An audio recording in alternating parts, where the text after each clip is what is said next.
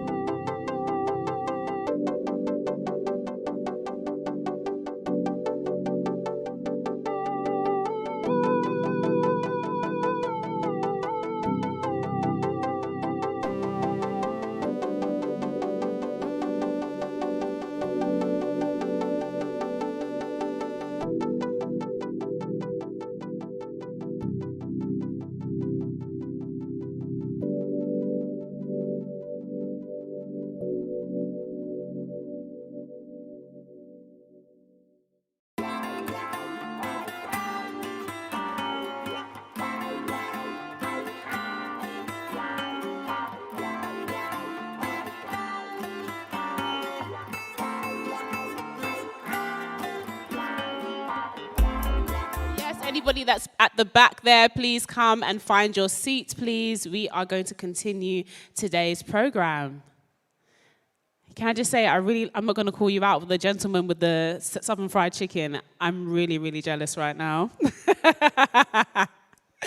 But Yes, so guys, welcome back. Just to remind you, I'm Lola Michelle, and I'm going to be carrying you through today's program. So, this morning we were discussing activism and exploring the ways in which it can be demonstrated and represented.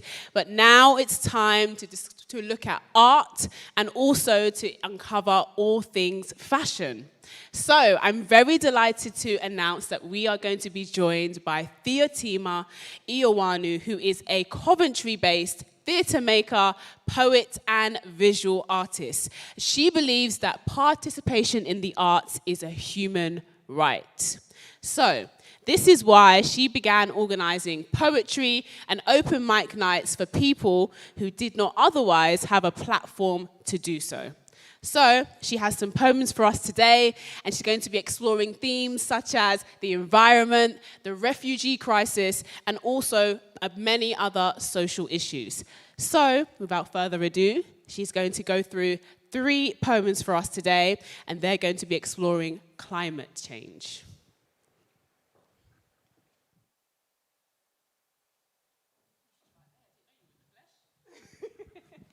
Give a round of applause for Theotima, please. Thank you. Lost my mic. Thank you for coming. It's a pleasure to be here. Last time I was here was for the Youthful Cities project, which we watched half of it earlier. So it's good to be back. So I wrote some poems about the environment and environmental change and the idea of saving the planet. And my first poem is called Anthropocene, which is a very overused word, perhaps. And I started thinking about this idea of saving the planet and how, you know, in reality the planet is going to be fine. It's ourselves that we need to save, and how we frame, you know, this conversation around climate change and climate justice. So here it is, Anthropocene. And so we enter the Anthropocene, the center of a whirlwind without exterior, a potent hopelessness of might, the Trojan horse that we designed and let in our interior. And while we posture as some Oedipus, the cosmic farce goes on. And yet for fear of being frivolous, we turn our lack into virility. We need not question our morality, as we did fall for our own trickery. Remember, this is no flaw, it's villainy. And thus we enter the Anthropocene, the only epoch that will last 1 hour. As waves flood the pointless blabber, as rays scorch the fragile skin, as lungs get punctured and deflated, and so this is the Anthropocene. Without rhythm, rhyme, or sound, without the earnest love between. Thank you. That's the first poem. Thank you. The next poem is a bit less aggressive, I would say, and it is, I started thinking about this idea of being a young person and being in a situation of, you know, impending doom and how that feels to be in that situation. So I came up with a poem that's a bit more symbolic, and it's called A Climbing Plant. And just like that, a climbing plant has found its way down my throat. A domestication gone wrong. Ephialtes on the shore, what a sensation. And in lieu of other pathways, I started flirting with denial. But when this leafy clamp started suppressing my insides, pushing and pressing on my fleshy pouch and spilling acid all around, with no delay or sedation, I started reaching for its roots. Dirt in my hair, blood in my nails, my teeth came loose. I started digging for the truth. And just like that, I touched the essence of this horrid vine and started pulling through my spine. I grabbed and tore, I clutched and dragged until it was undone. And right there, before my eyes, a red and bloody muscle. The claws like petals all around. My heart was laying on the ground. Bit by bit, as she was pumping all her power, but still I knew that she could flower. Thank you. And for the, thank you. For the last poem, unfortunately, you know, we live in a situation that is difficult to maintain hope and to look forward because there might be no future. But I thought that we need hope, especially for activism. We need hope and we need to see a reason to fight. So I wrote a very short and sweet poem about all the reasons we have to keep on fighting and to try and change the situation, which is not ideal. And it is called Worth Fighting For. The lengthy notes of a cello can make me feel some kind of way. Even in banishment and pain, this is a feeling worth fighting for. Even if the sea's a deadly pyre, her coolness on a summer day will inspire a war worth fighting for. Forests are burning, cities are flooding, but still, the kind breeze and all the loving, the sun in our faces, talking with friends, a sneaky cigarette, are all worth fighting for. This is the fate that's been passed on. It isn't apt, it isn't happy, but it is still worth fighting for. Thank you. Thank you for listening. Wait, Theo, come. Don't leave just yet. Give another round of applause for Theo, please. So please tell them where we can find you, where we can see more of your performances. Plug yourself. Okay, so that is my Instagram handle. I post things there as well. I work with SBC, which is Stand and Be Counted Theatre, which is the first theatre company of Sanctuary. So, you know, follow them for more from me. Anything else, I just post about it on Instagram. Really. So basically follow her on Instagram, guys. Those of you at home, please do look at the screen. You'll see her handle on there. It's Theo, Theotima, Theotima. Another round of applause, please, guys. Get the energy going. You can go now.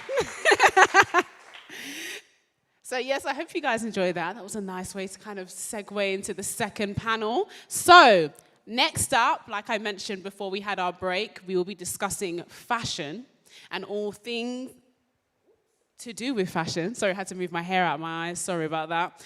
But yes, so I'm really happy to announce that we have Dior Bediako in the building. She is going to be the host of our panel, which is called Taking Fashion Sustainability to New Heights. So she is the founder of Pepper Your Talk, which is a platform for young fashion creatives and the Junior Network supporting the careers of young fashion professionals. So, round of applause, guys. Dior, come to the stage.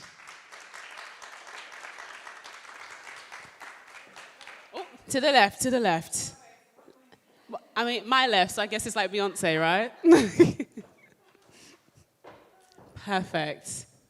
Also, very quickly, guys, thank you to those of you that scribed on the Wall of Hope. Really appreciate that. And those of you that are connecting remotely, I really do appreciate the fact that you did share your thoughts and your questions on the Miro board. So those of you that are here, do make sure you use the QR code if anything comes to mind, and use the hashtag WeMove, ! Dior, all yours. Hi, everybody. We're going to get the energy up. It's a bit chilly in here as well, so I'm going to try and keep the energy up. So we are going to be speaking about sustainability today, but specifically as it pertains to the fashion industry, which is my background. I used to work for Burberry, and I know they've gotten in trouble with not being the most sustainable brand. And I know luxury fashion is really trying because the consumers are pushing back now. So I am excited and interested to hear what our panelists have to say today. We have 4 panelists in person and one who's going to be on the screen. This is my first time post-COVID, like it's a new world where we're actually using technology in a way to really connect us. So we're going to have Naserian on the screen. But if my 4 panelists just want to make their way up, and if you guys can clap as they come, we'll welcome them onto the stage. Keep clapping. Remember the energy. Woo!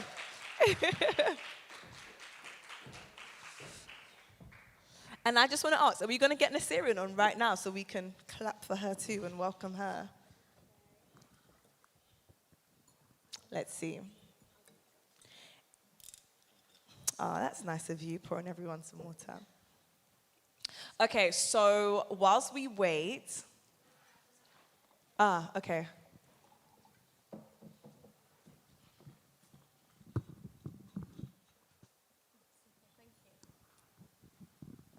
Whilst we wait for Naserian to join us, I was about to say globally, digitally, I'm just going to ask you... Oh, there she is. Amazing. Hi. Everyone give her a round of applause, please. I'm the host, but you've got like a bigger space than me. It's crazy. So we'll kick off with you, Naserian. Please introduce yourself and tell us what you do. Oh, wow. Yeah. Okay. Give me a second. Sure.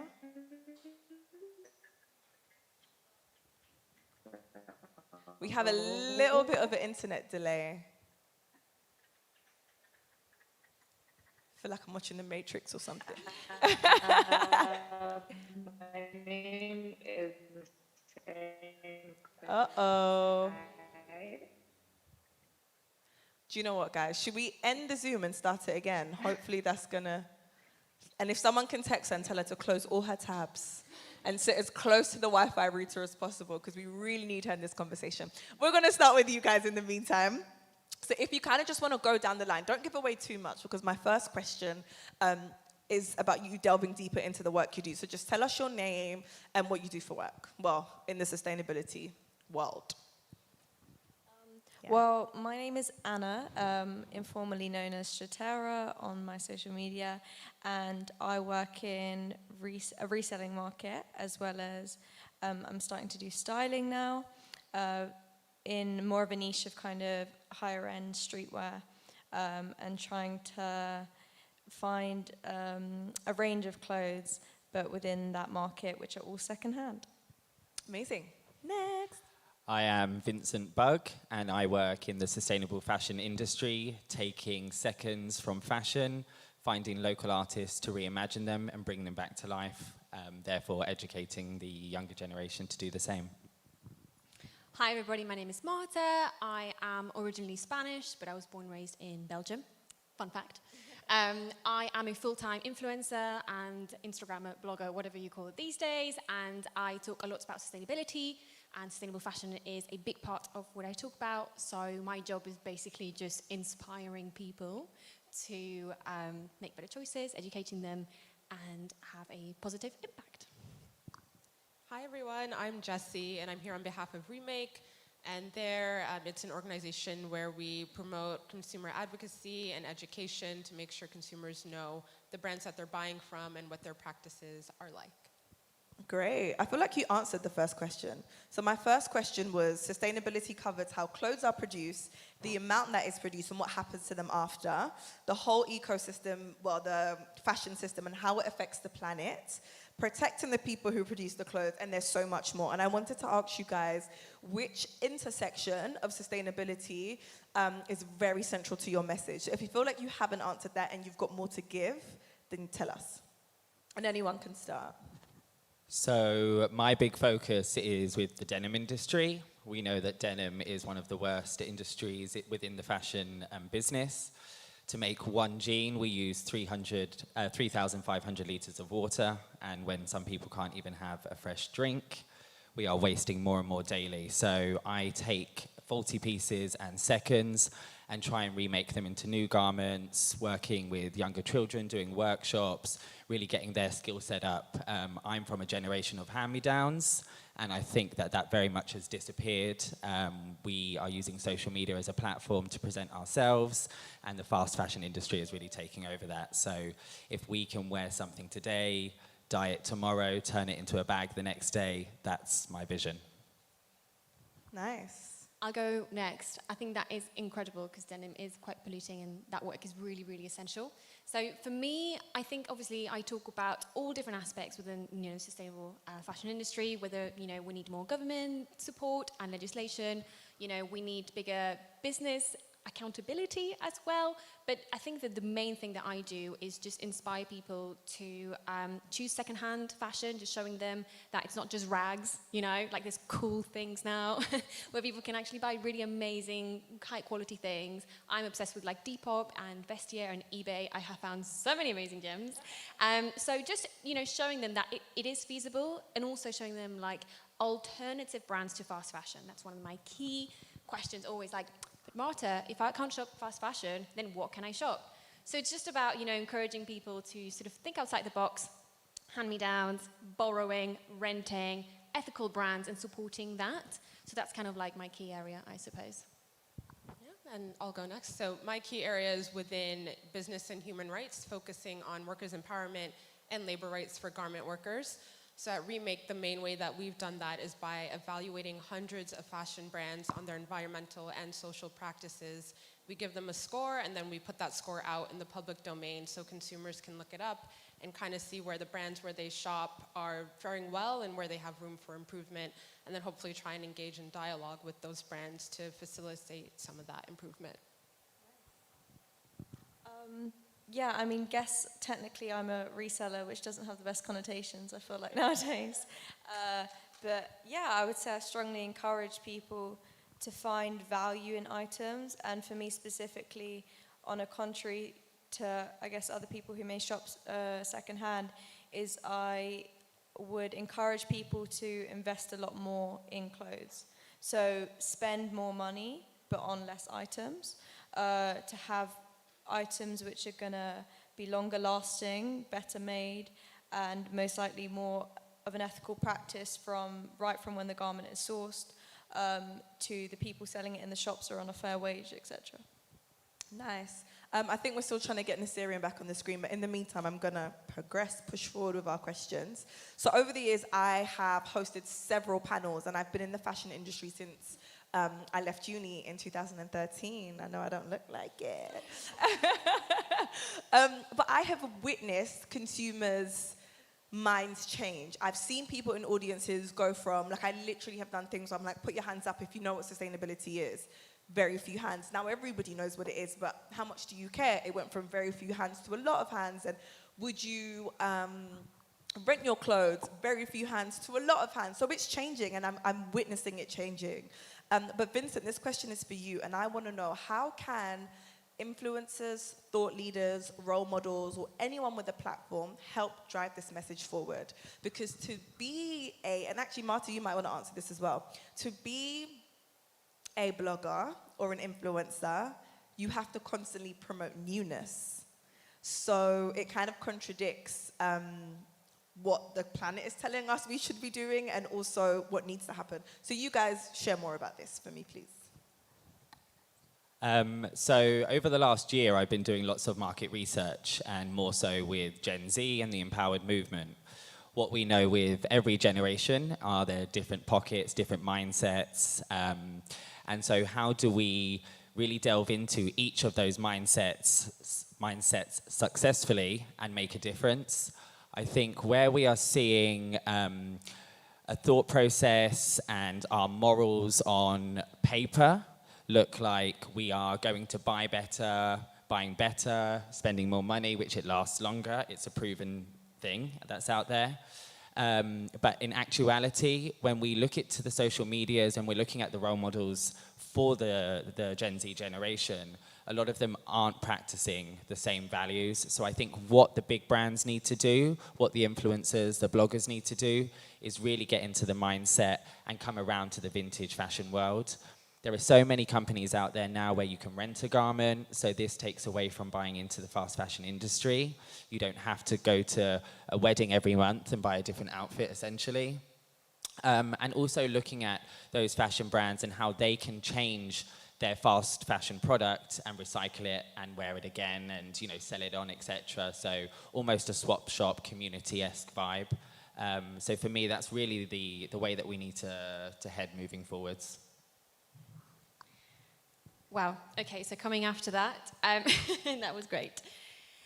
I realized that influencers have a huge responsibility. I am 100% aware, And I just wish that more influencers were aware. So I am, really comfortable in what I do. However, with what you were saying earlier and consumerism and how it kind of contradicts itself, yes, it's true.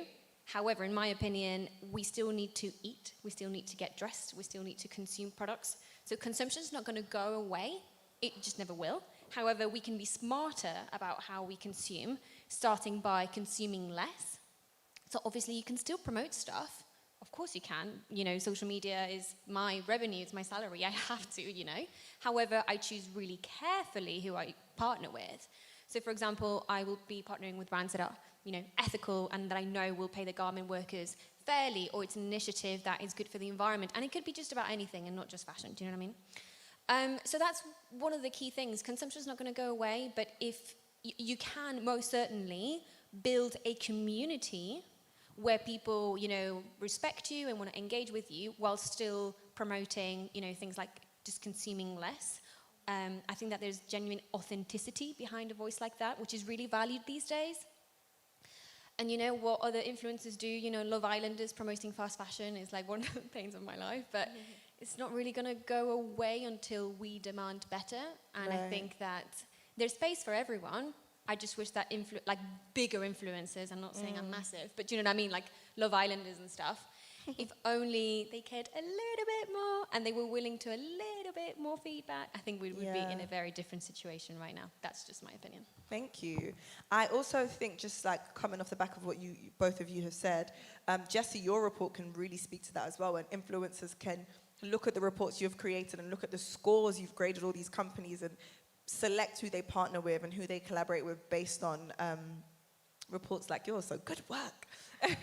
Thank you. I'll come to you a bit later. Marta, I'm going to stay with you for a second, and I want to ask to anyone in the audience, anyone who's watching at home, and anyone who this message is going to reach in some way, what ways have you transformed your life to be a bit, not even a bit more sustainable, a lot more sustainable, but it was really easy. It honestly didn't take that much effort, and it's something that anyone can pick up today and start doing. Right. So I think the first thing, obviously I speak about lots of little changes that you can do in my platform all the time. That's kind of my thing, I suppose. There's so much that we could be doing, and it's a journey. You don't have to get it right straight away. I'm sure that you guys have heard all of this before, but sustainability is a journey, and it's about doing little changes every day that you feel comfortable in doing, and it has to be sustainable for you financially as well. So obviously I could be telling you things like, get a reusable coffee cup, get a reusable water bottle. That's great, that's fine. But, I think that things that have a greater impact would be, just stop shopping fast fashion, what these guys were saying, buy better and buy secondhand and things like that. One of the things that I have spoken about on my platform a lot is sustainable banking as well. A lot of your banks actually fund fossil fuel industries. So switching to an ethical bank is not that hard, especially in the UK. There are so many digital banks these days, and some of them are great. I love Starling Bank, for example. They're an ethical bank, and they support women in finance, which is woohoo. So that's another thing. Again, just have a look at your daily impact, Try and fly a little bit less. Can you take a train? Can you take a bus instead? Can you cycle to work? And one of the things that is really big for me as well, and then I'll sort of move on to somebody else, is just eating a bit more plant-based. I think that would really make a massive difference as well, just in terms of CO2 emissions. So whether it's switching your dairy, if you can, that'd be really great. There are some really fabulous alternatives these days. Honestly, I went to Sainsbury's the other day, and I went to the dairy section, and I was like, oh my God, I have so much choice. 5 years ago, there was just soy milk, there you go, but now just kind of quinoa milk, and I'm like, ooh, exciting. So there's so many things. I appreciate it's a bit more expensive, but at the same time, it's the little efforts that we need to make. Do you know what I mean?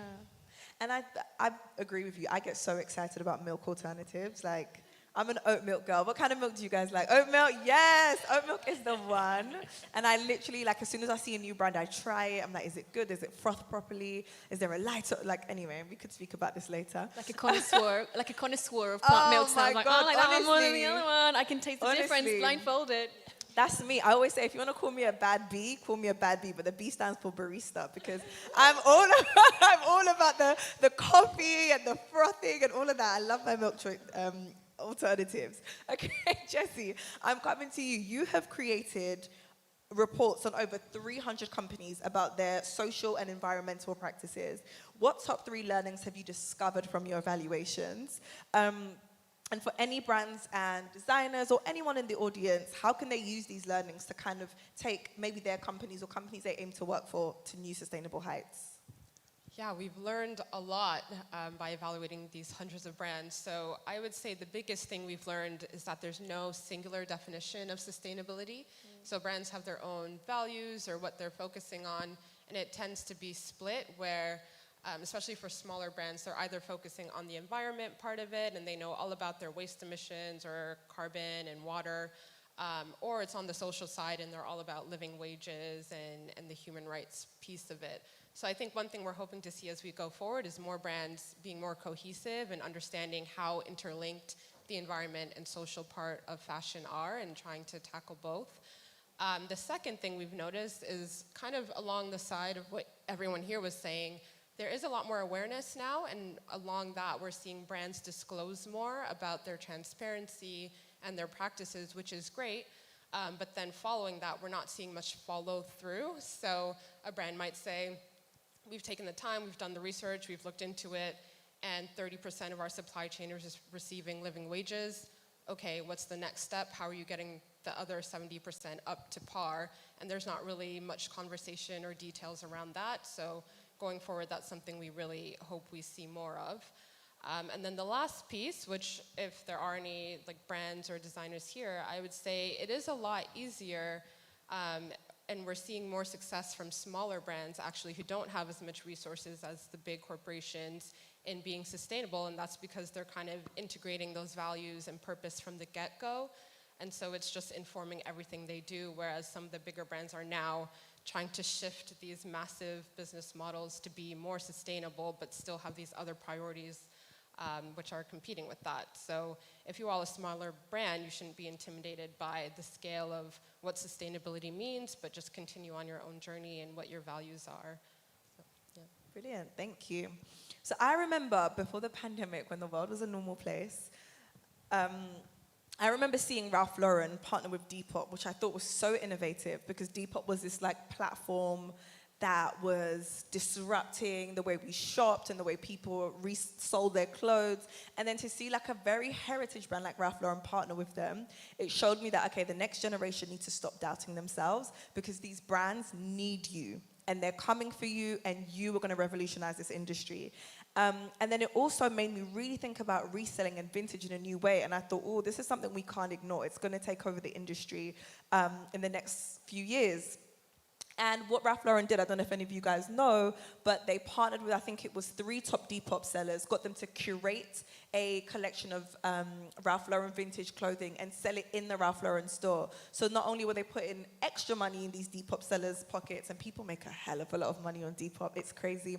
One of my friends used to work for Depop, and this was like right at the beginning, and a girl was a student, and she was in her second year of uni, she bought a house. Whilst people were like digging deeper in debt, she was 19 and had purchased her first property based on her Depop business and still studying full-time at university. That's when I was like, wow, yeah. Wow. More power to you, honestly, Anna. Come on, we're waiting for you next. Haven't bought a house yet, sadly. Yeah, soon. So, yeah, I really started paying attention then. I want to ask you, Anna, tell us more about like your reselling of vintage fashion. It's streetwear fashion, but there's still so much potential in that. And have any brands reached out, or do you have any plans to reach out to brands to partner and really explode this movement? Yeah, so, I mean, just to tell you a bit of background, so I left school a year and a half ago now. So yeah, I'm 19. I didn't do my A-levels because of the pandemic, and I ended up during the pandemic spending some time selling old clothes and got into reselling, as I discussed with Dior before this, ended up becoming a top Depop seller. And then from there went on with me and my partner. We then started to do more stuff on social media and have done a few pop-ups in London. We're doing our 3rd one in December now. In some nice spaces. The one that we have upcoming is in a really, really nice space. My runway kindly let us use their space, which you can see actually in the picture there. That's their office that we turned into a shop for the day. Goes crazy for the day, and very rewarding. But yeah, regarding the social media has been an incredible part of it in terms of really bringing people in and people who are interested in those, you know, in what we do, which is secondhand vintage streetwear, not always vintage, but secondhand streetwear. And yeah, regarding brands, I would say when you enter this world of social media, which a lot of people are now doing, and I've realized, like, you know, the idea of influencing is really like, it's, you know, it's the future market, and the money in this industry is just insane. Like, the brands rely on kind of influencers and, you know, people who aren't necessarily like have millions of followers, but thousands of followers to really push their products forward, and it's insane. Regarding, in terms of collaborating brands, I think you need to be careful to remember that whatever you do now is going to be a reflection of you somewhat, although we will grow. So when you first get introduced to this world and you have a brand emailing you, it's like, can we send you this or can we send you that? For example, recently I had, I forget what the name of it is now, that's not good. Okay, let's just say a brand along the line of like Pretty Little Thing or whatever it is. Email me, can we send you free products? And initially you're like, wow, like you're contacting me? Like, you know, but then you have to stop and you take a step back and you think, okay, but what does this represent? What are you guys for? At the end of the day, them sending me 3 items is literally not even a dent in like their change. Like, it's nothing. It doesn't mean anything to them. So I think it's about being conscious, making conscious decisions of, as you kind of said, you know, who you're working with, why you're working with them, etc., etc. And then in terms of like, you know, in the future, I would love to eventually like, you know, design clothes, make clothes, but thinking about sustainability. At the end of the day, nothing is 100% sustainable. Nowadays, we have so many people obviously making brands, making small brands, you know, printing t-shirts, all of this stuff. And I don't think any of it will last, if I'm honest, because I think everything is heading in that direction. Last night, I was at an event for the Canada Goose new footwear line drop. They're talking about sustainability. The CEO is talking about, you know, he just doesn't believe anything will last. So I think it's a positive thing that we're going in that direction. But also watching that we're not greenwashing and trying, you know, really trying to push that forward. What would be like a dream brand collaboration partnership situation for you? I don't know if there's necessarily a dream brand, because I think sometimes that I don't know enough. I feel like the more you get into this industry, the more you realize how little you know. And I think so far, even like I haven't really come across a brand which I believe is, you know, representative and also sustainable. I like some higher end brands now I'm getting more into. I like the fact, for example, like Gucci announced that they're only going to do two fashion shows a year and stuff like that. You know, as you were speaking about before, we're seeing that kind of slowly come in. People are, it's about less. It's about, you know, not having seasonal fashion. But in terms of that, I don't know. Hopefully, maybe one day I'll have my own sustainable brand. But yeah, it's an interesting topic. Yeah, a lot of integrity there as well. I like that. I think it's good to really set your values from the beginning and stick with them, because that ultimately is going to be the, I like to use the word trampoline, but it's not trampoline, platform. That you will grow in. Thank you so much. Marta, I'm coming back to you, because on the note of these big brands and dream partnerships and collaborations, there is a lot to be discussed here. And like we said earlier, there are so many intersections of sustainability, very, very many, and each one is a worthy cause.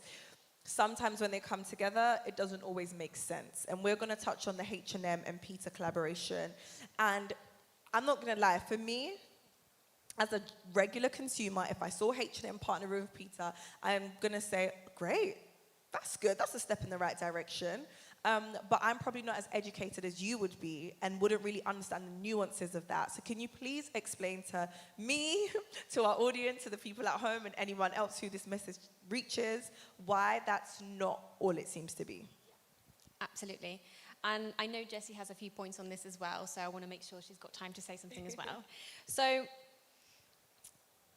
listen guys, I'm a vegan, okay? So when I saw that, at first I was like, eh? I was so confused because of several reasons, right? First of all, H&M, they are the worst, okay? Let me just put that out there. Like, you know, not transparent supply chain, and you don't know who you don't know if they actually paid their workers fairly, and so much more. Fine.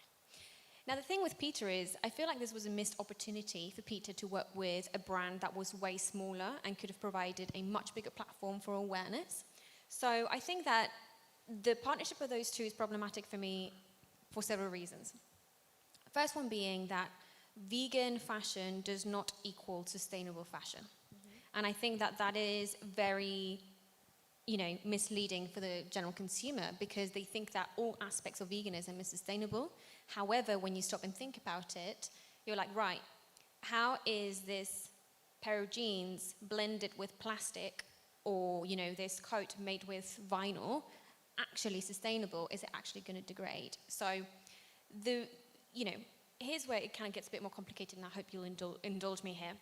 So lots of vegans argue that vegan fashion is more sustainable based on the Higg index. So this Higg index in particular is full of misinformation, unfortunately, and therefore, people will say that vegan leather and plastic.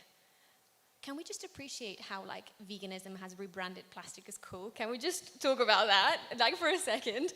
And they will say that because you're raising cows and, you are raising sheep and stuff like that, that the environmental impact behind it is there. I'm not saying there's anything wrong with that. All I'm saying is that using plastic is not the answer. So again, H&M and Peter collaborating, using, super cool plant-based feathers, great. However, the sheer amount of products that get produced is unsustainable. Let's just start with that, just the volume of it. Second, and here's something that really gets to me. How can you ignore people in the global south who are not making these garments fairly? However, you think that animal lives are way more important.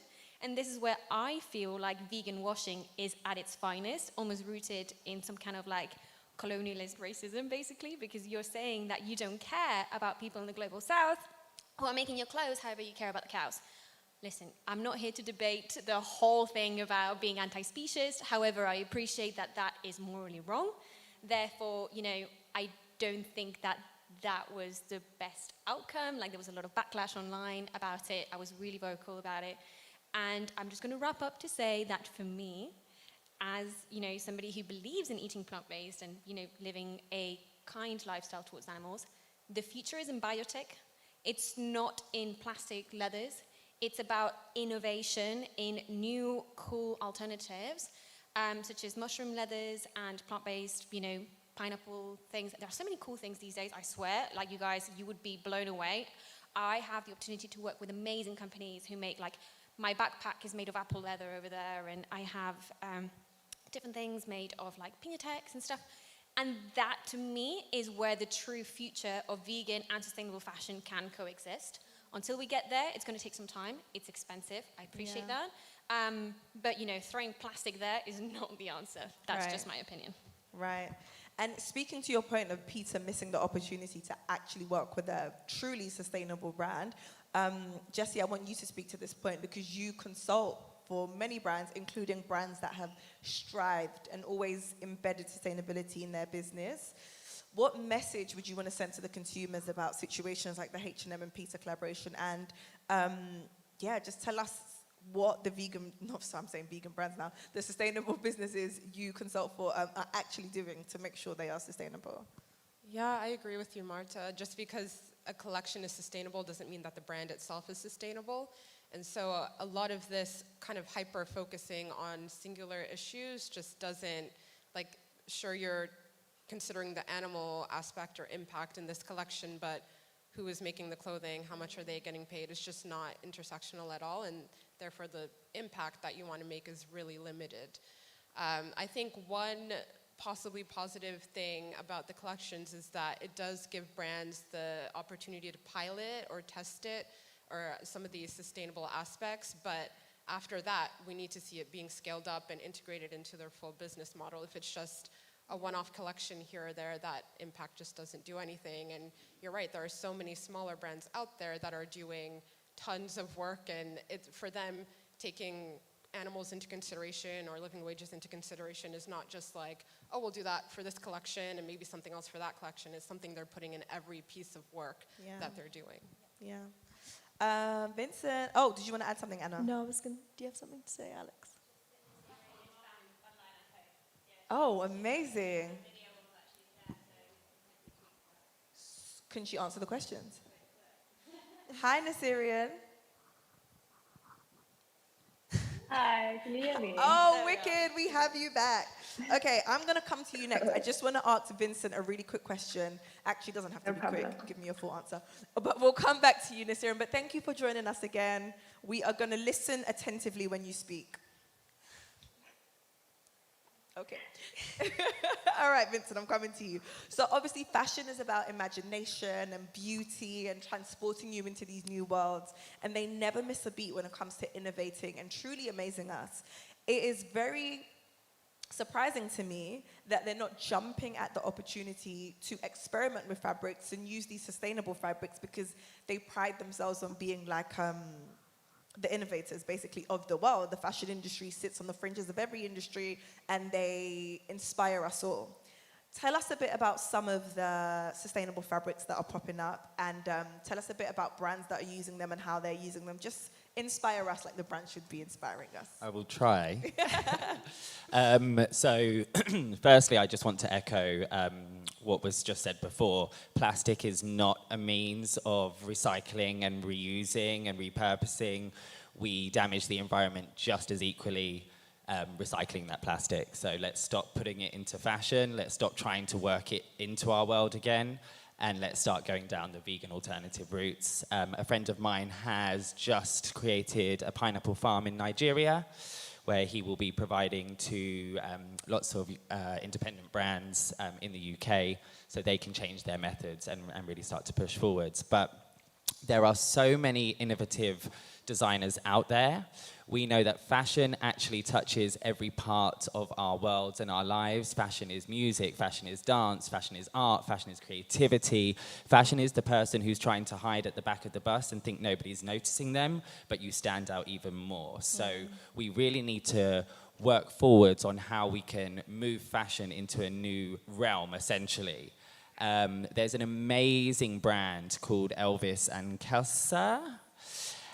So she delved into what products were out there that were non-biodegradable and were really wasteful. Fire hoses. We use them once or twice to be able to put out a fire, and then the rubber is not usable. So think about how many trees have been wasted to make a fire hose, and then for us to throw that into landfill and for it not to biodegrade. She started creating belts, bags, accessories out of fire hoses, but created an amazing initiative where they got in touch with every fire brigade station in the UK at first, asked them to donate their broken down fire hoses, so then she could recreate them into garments. She then donates a percentage of her earnings back to the fire brigade companies. It got so well known that actually fire brigades around the world send her their fire hoses so she can recreate these accessories. And we're talking premium, high-end, beautiful bags, beautiful belts, gorgeous shoes. Again, buying better, lasting longer, saving the environment, giving back to charity, giving back to people who save our lives every day. Why would you not want to buy into this type of innovation versus H&M and their great collab with Peter? I've got a question on that, if I'm allowed, Dior. Isn't Elvis and Cressa also, weren't they going to work with Burberry or like high-end brands or something like that? I remember seeing something like that, because I've definitely seen her speak on a panel, and I think that big brands like Burberry now are jumping into these little, small, independent companies who are really trying to change the game. I really see a bright future there. And like Hermes, apparently they did like this bag with like, I think it's only partly vegan leather, so I was like, what's the point? What's the point if you only make it partly vegan? You guys, come on, think. But you know, like, things are changing, definitely. Yeah, I mean, as soon as she was photographed on the cover of Vogue, it just blew up, and of course everybody wanted a piece of her action, because then it makes their ethics better, and then that again kind of washes over the real issues that the brand is creating. daily. So yeah, she's doing amazing stuff, and just like you were saying, she's not going to change her core values to give her a moment in the light, essentially. So I was really proud that she didn't collab with some of those brands. I was going to say I have something to add. Go ahead. Because you've just made me think about how we haven't really spoken about waste, and obviously with the fire hoses. The fact that it was waste, I was just going to quickly share an experience that I had. So yeah, obviously, as a lot of you know, we haven't spoken about waste, but there's I think it's 300,000 tons of clothes go to waste every year in the UK. That's landfill. They say about 80% of clothes that we have now will last for about 12 months, not even in our wardrobe before they go to landfill. Only about 20% of clothes get reused. And basically they're all being dug in the ground. When you put that into perspective, it's like, what's the point? When I used to source, just a quick story, it's like I would go to, there's something about kind of charity shops. And I think sometimes there's too much of a kind of like, oh, they're doing something good. But just like to give you some information, is like when I used to source, when I started reselling, I went to a market, and then from a market I met this lady and a guy, and they had this warehouse, and they knew because I was a frequent buyer.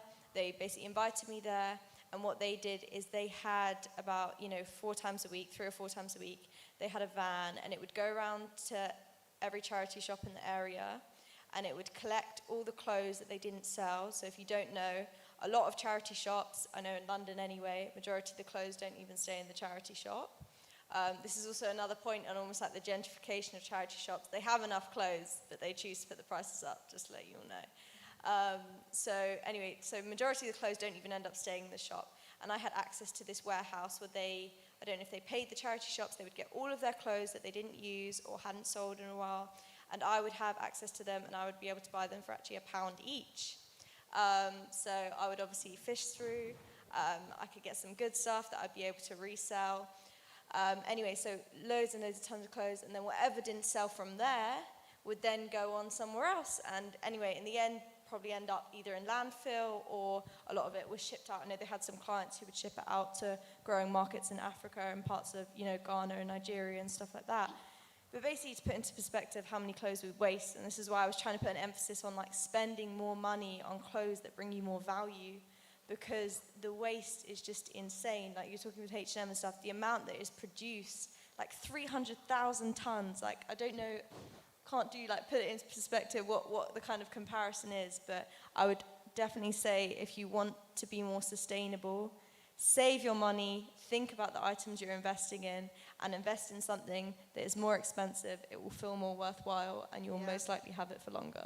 Yeah, I love that you make that point, because it literally leads me on to Naserian, and speaking about your thrifting culture and what's happening over where you are in the world. Really, really transport us into your world, because I know there's a huge thrifting culture in Kenya, and literally take us there, explain it to us, make us feel as though we are in the heat, because we're freezing right now. Tell us about your world. It's really hot here today. Okay, I guess I will delve into the process of thrifting. We call it mitumba, which basically translates into second-hand goods. And the clothes are sent here from different countries: Turkey, the UK, the US, China, and so on. And the prices are dependent on the origin, so they vary. I know China is cheaper for the bales to come through. Not that because of the quality, but they calculate distance and transport and the space in the warehouse and so on. And so the clothes come in bales, and the bales are weighed between 25 to 45 kgs. And the clothes are divided based on the quality, and it's referred to as grades. And also the nice thing about it is that the clothes are divided into men's clothes, women's clothes, women's tops, trench coats, and so on. So there are 3 types of grades. There's the creme bale, which is the new, sort of never worn, could still have the tag on. Then we have the grade 1, which is slightly worn, and grade 2, which is worn. And the lower the grade, the cheaper the cost of the bale. It's also termed locally here as camera, which is new, never worn, could still have a tag on. Middle quality, which is a slightly worn, and fagia, which is the one. And fagia is basically like the scraps, the ones that no one really wants to purchase. And the reason for the three terms of camera, middle, quality, and fagia is when the bales come in, there's sort of they'd say that it's creme bale, but when you open it up, sometimes there's a lot in there that isn't creme bale. It could be grade 2. So what the resellers or wholesalers here do is they open up the bales and they section them accordingly. So giving you exactly creme bale, giving you exactly grade 1, and giving you exactly grade 2. But then there's also a huge risk, in purchasing the bales, because you never truly know what you're getting. Right. A lot of the time the bales are underweight or do not come as promised. And one may also find, as I was saying, quality of the clothes are not the same as indicated. Yeah. And in such instances, it's extremely hard to get compensated. Wow. It's quite sophisticated. I didn't realize it was literally like this whole operating system. I'm originally from Ghana, and we have a huge thrifting culture in Ghana, but we don't call it thrifting. It's just, we call it faux, and faux mean like fake, basically, but it's not fake anything. It's just what it's called. Ghana is the largest secondhand thrifting market in West Africa, and it just feels very normal over there. If you are of, I hate to say it, but of a certain class, that's just how you shop. It is completely normal. You don't look anywhere else but to go into the market and buying these items, and it's fine.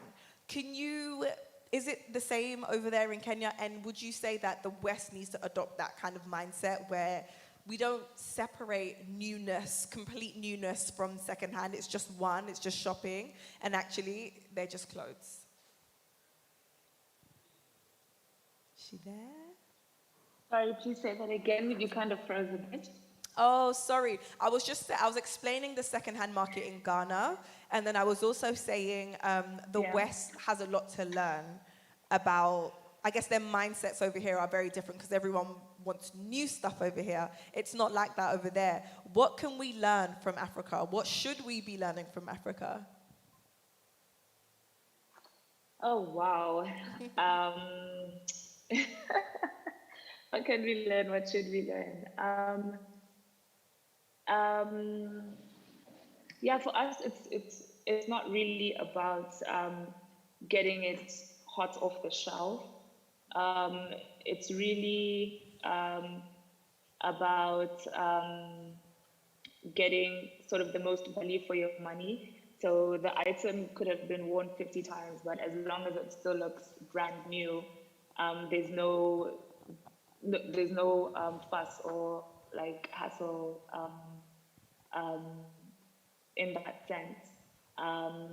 And just as long as I think it's trendy, the style is up to date, there are no complaints from people on this side. Yeah, that's such a good point because trends always come back actually. So we don't need brand new clothes to be able to keep up with trends. Like everyone's into like 90s fashion now. I can literally, well, if it fits, but I can literally still wear what I was wearing in the 90s now, if it fits, because it's the same styles, same trends. I would just like to add something onto what Naserian was saying.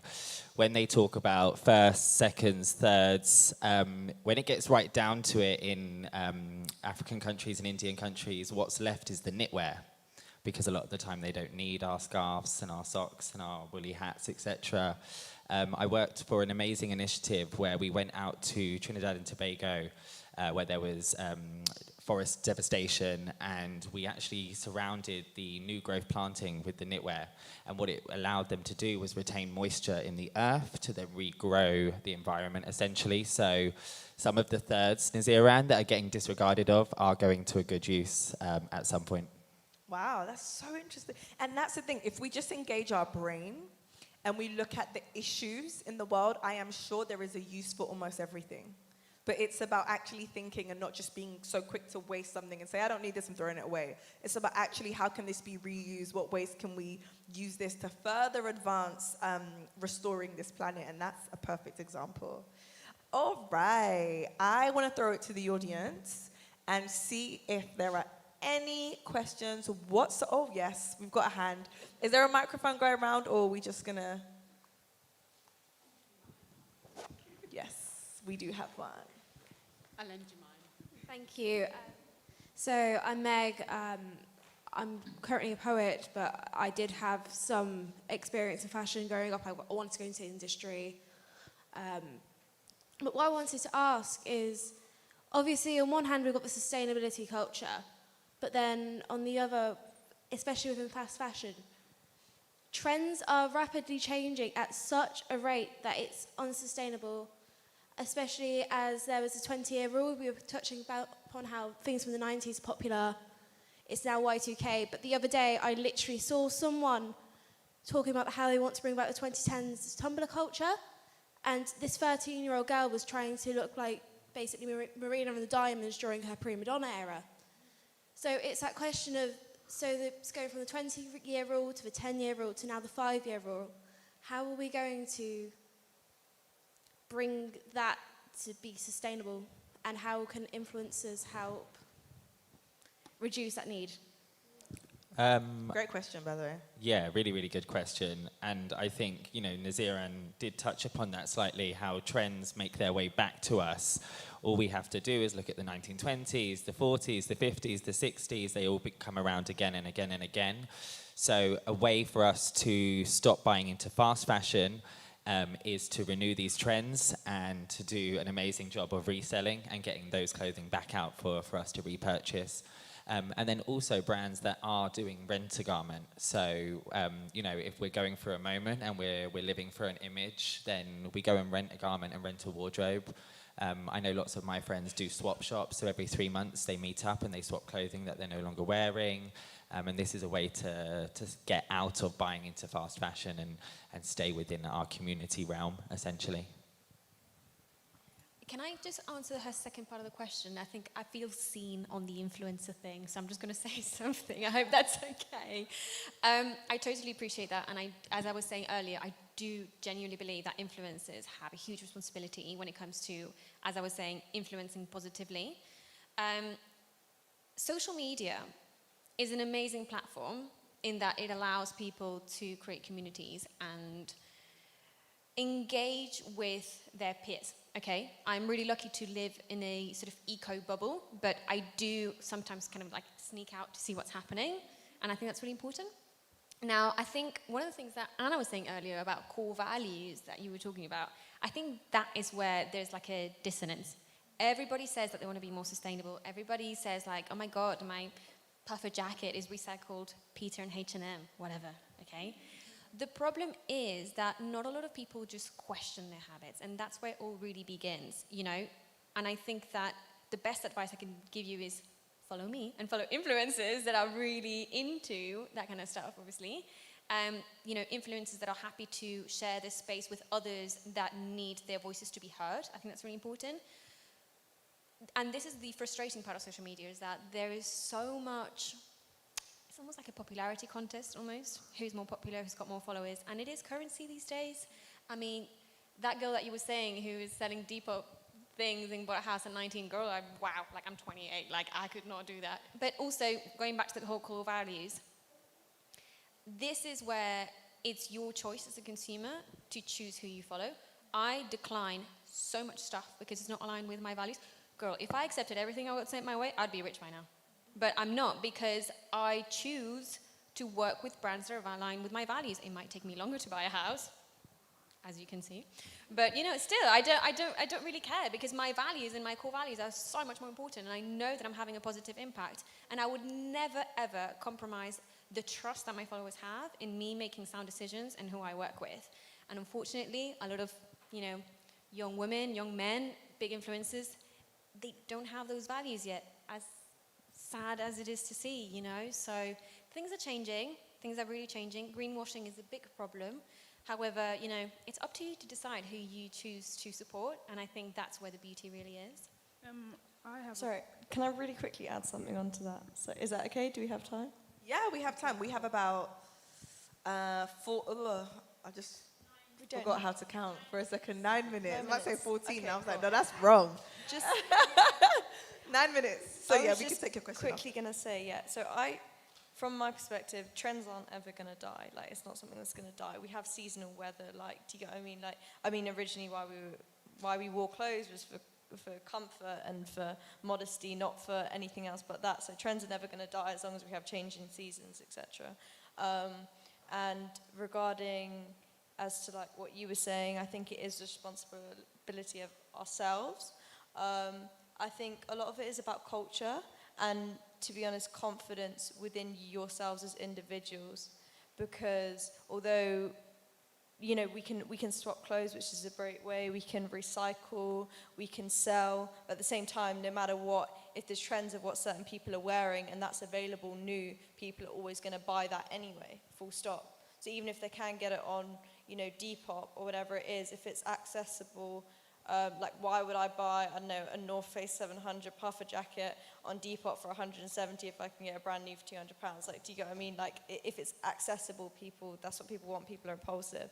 So I think it's also about looking into yourself and trying to live outside of the culture, looking at people who are, you know, higher up perhaps in the industry and thinking of actually like, you know, being innovative within yourself and how you dress. Like everyone who's basically up there, Kanye, Virgil, whatever it is, like they were innovative and they dressed how they wanted to dress. Like people, for example, people look at my shoes and be like, what the hell are those? Like, do you get what I mean? And that's obviously, like, these are Kanye shoes, and it's because he's thinking outside of the culture. I know these aren't sustainable, sorry about that. But yeah, but basically, regard to investing though, investing is also a good thing. But be yourself, wear what you want, and just think about living outside of the culture and doing as you please. And that way there's going to be infinite resources of you to buy secondhand because you're buying what you personally desire and not what other people want, if that makes sense. That makes complete sense. There's a quote that I love that says, in a fight between culture and desire, culture always wins. And a lot of us don't realize that because we think culture is our desire. And the lines are really blurred. But when they manipulate you to think it's what you want. You think these are your views and this is my preference and this is my taste. And it's like, actually, is it? So yeah, great point. We're going to take your question now. Yeah, so hi, my name is Chrissy. My question is, you're talking about, you know, recycling like old trends. And my thing is, because, you know, when people think of the 90s, you think of thrift shops and that. And there's quite a lot of thrift shops, especially in London. But when you end up in those shops, the prices are like so ridiculous that young people then go back to fast fashion brands because obviously they'll jump on that 90s wagon. So do you think like thrift shops also have a responsibility to make sure that their prices are, they're charging good prices that the younger generation can then purchase from them? Because we will end up back in at Boohoo or Pretty Little Thing because they're providing us the 90s wear that the thrift shops are charging us like so much money for, and it shouldn't really be like that. This is such a good question. It is a great question. I'm burning to answer it. Can Go I please ahead, go for it? yeah. Thank you so much. Yes, I completely agree. But here's when I kind of circle back to what I was saying earlier, and this is government and legislation and businesses that need to do better. You as a consumer going into a thrift shop already shows that you're trying to do something good. And we have, you know, amazing speakers here that all agree that shopping secondhand is really the way to go. That's awesome.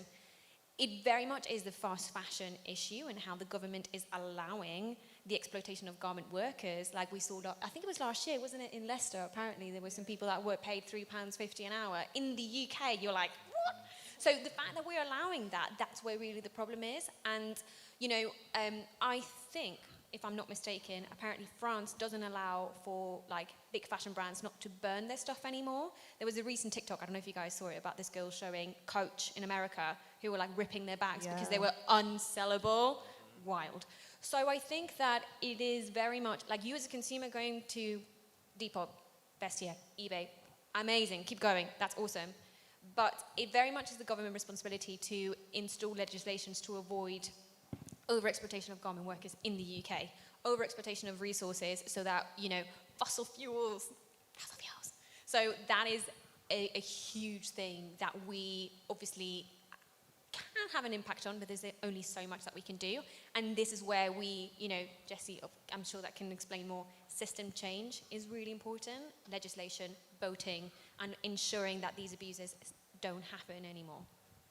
Yeah, if you can explain it in 4 minutes, take it away. No, I fully support that. It will take a lot less than that. But I think affordability and accessibility in sustainable fashion is such a key and huge issue.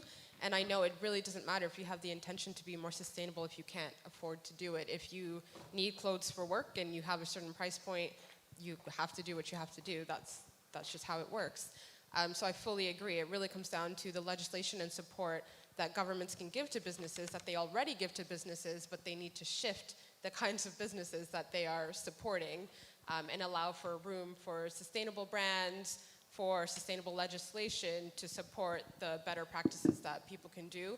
And I think we're starting to see a little bit of that. Hopefully more will come as, unfortunately, as the climate crisis just deepens, there will just be no recourse, like brands and companies, governments especially, will just have to take that responsibility. Unfortunately, as we've seen from history, they tend to do it at the last minute when it's almost too late. So in the meantime, yes, fully be as sustainable as you can, but know that at an individual level, you shouldn't feel guilty if the system isn't built the way that would help us be sustainable. I just want to add one tiny thing onto the end of your question, because I have found thrift stores are getting more expensive. Charity shops are getting more expensive. We're seeing Primark t-shirts in a charity shop costing more than they did when you bought it from Primark. We've all said throughout this conversation, buying better to last longer. So unfortunately, it does mean spending a little bit more money. We do have the need to have something now and to wear it now, but it's about how we can think about that, maybe how we can think of future purchases, then we can save towards those. A few of us are wearing very similar jeans. I'm going to do a little show and tell moment, but these are my mum's jeans from 1978. That I'm still wearing now, 43 years later. I'm so impressed. Let's give him a round of applause for that. Thank you. Last year, they ripped for the first time, so 42 years worth of wear before the product ripped. Wow. So, if we can get into that sort of cycle, then that's really how we're going to make a difference. You don't have to go and spend money to thrift. Go to your friend's house and thrift in her wardrobe. Yeah. Amazing. And on that note, I'm going to end this conversation here. I hope if you are someone who is very much for the sustainability movement, that you found this conversation interesting and it added to your knowledge. And if you're not, I hope our amazing speakers have convinced you. Thank you so much, Anna. Thank you, Vincent. Thank you, Marta. Thank you, Jessie. I've been Dior. I hope you've enjoyed this. Thank you, Naserian. We got you back and you contributed. Thank you so much. Enjoy the rest of the talks, guys. We will be around so you can ask our speakers some questions. And goodbye. Thank you. Another round of applause, please, guys. I'm sure we'll all agree that was a very, very... Should we sit down? No moving yet. Everyone does that. I feel you guys noticed that with the last panel. Everyone's like, yeah, I'm done now, let's go. Okay, no, not quite. But I hope you guys enjoyed that panel. I found it incredibly insightful. And I really felt like it was full of lots of fun facts. I mean, I'm not going to lie, I didn't know you can make a bag out of leather. I mean, I made... Pineapple leather. Yeah, pineapple leather. Exactly, sorry, pineapple leather. They would not say that. Ooh, sorry. I feel like you should wag your finger at me now, Vincent. But yes, I mean, I even made note of some of them. There was pineapple, there was apple, there was mushrooms, there was even fire hoses, which completely blew my mind. So I really wonder hope... why we're hungry. We've been talking about pineapple. I can't lie. I was sitting there and I was like, and I can see pizza to the right of me. Delicious. With that said, I really feel like this panel was perfect because in the previous panel, there was some discussion about individual activism and Leah, who was discussing, how we can help the environment, how we can help support and revolutionize certain things by actually just thinking about how we make certain choices with regards to our fashion and considering fashion sustainability and so on and so forth. So I really found this panel incredibly insightful. So those of you that were here and at home, please do get involved. Let us know your thoughts, any questions you had. because we have some really, really incredible questions here. Thank you so much to those of you at the front that really gave us a lot to think about. With that said, we're going to have a very short break. I'm sure you guys are like, whew. Let's just take that all in, have a moment. Please do use the hashtag #WeMove with an exclamation mark. Also use the mural boards we have. Those of you that are at home, use the link and you can find that there. Pin your thoughts, any questions. And remember, guys, those of you that are here, the QR codes on the sides of the walls, or on the sides of the walls, on the walls of the sides, on the walls. Do scan the QR codes, and also you can head over to our Wall of Hope just around the corner. You can also share your questions there. So, what's next? After Act Now, we're going to break for an hour, but for now, we've got a hybrid program, which is going to be back at 3:30, which I'm going to be hosting, which will be our final panel. But until then, what are we doing now? We're eating. We're eating. My little schedule here has like a little 15-minute gap, but you know what? Let's have a little break. Yeah. We'll be back. Thank Rest you, up. guys. Thank you so much.